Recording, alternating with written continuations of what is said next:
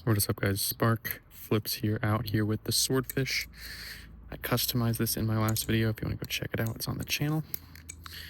This is not about the swordfish, guys. This is about how you can make your flipping look more impressive with one simple tip. Now let me just say this is not coming from me necessarily, this advice. This is coming from tech flippers that I've watched. So take it from them, not me, but I'm kind of showing you guys I'm just trying to get the word out, trying to get the word out to you guys on how to exactly make your flipping look a little more impressive than it may actually be. So that one tip is to focus more on your finger and your wrist movements rather than your entire arm. You want to rely on your fingers, basically just your hand. Rely more on your hand than your arm. You never really want to move your arm too much because that'll distract the viewers, guys. You want to have them focus on the hand portion where the action is actually going on. So how do you actually do this? And how do you get good at it?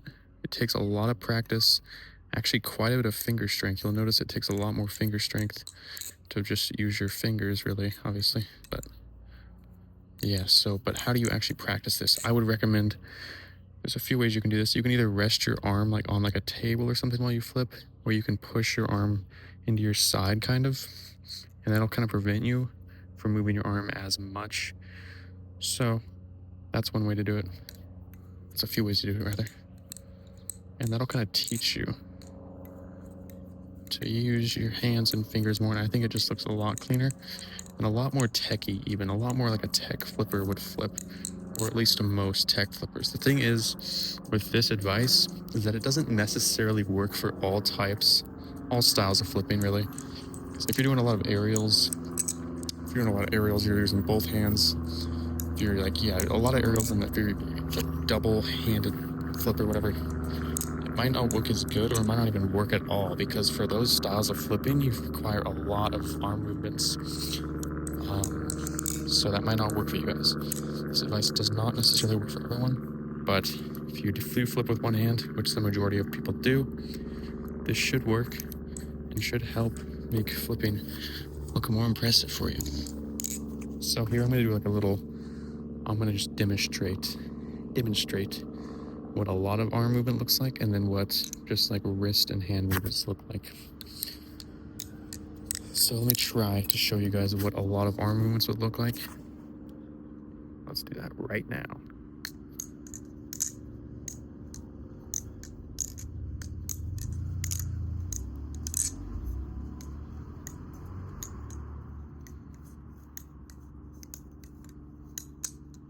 Let me slow down a little bit too.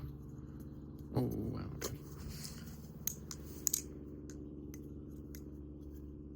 It's also harder to do this because I'm really not used to moving my arm that much, so. But yeah, so that was what a lot of arm movements look like. And also on top of this, if you do film yourself if you film yourself while flipping, and also if you film yourself while flipping, this can help a lot too, actually recording and focusing on the knife itself, and not going out of frame if you do less arm movements. Because say you're in 1x, if you're moving your arm a lot, it's a lot harder to actually keep the Balisong in frame when you're filming. So example right here, let me just keep this is a lot of, this is what a lot of arm movements look like when you're trying to film. It's a lot harder for the viewer to actually see what's going on and to actually see your flipping because it's constantly going out of frame. But if you do less arm movements, it's not that hard.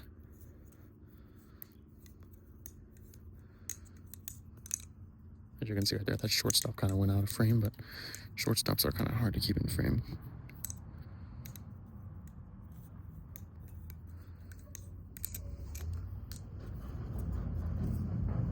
Yeah, here's what flipping without as much arm movements and more hand and finger movements looks like.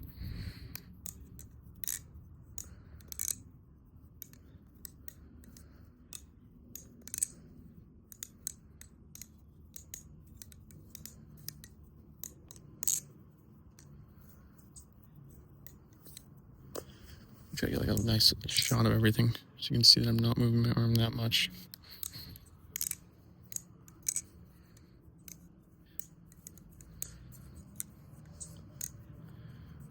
I don't know if I already said this, but this also makes flipping a lot harder to do, especially if you're just trying to do this, because it is a lot easier to flip with your arm as well as your hands.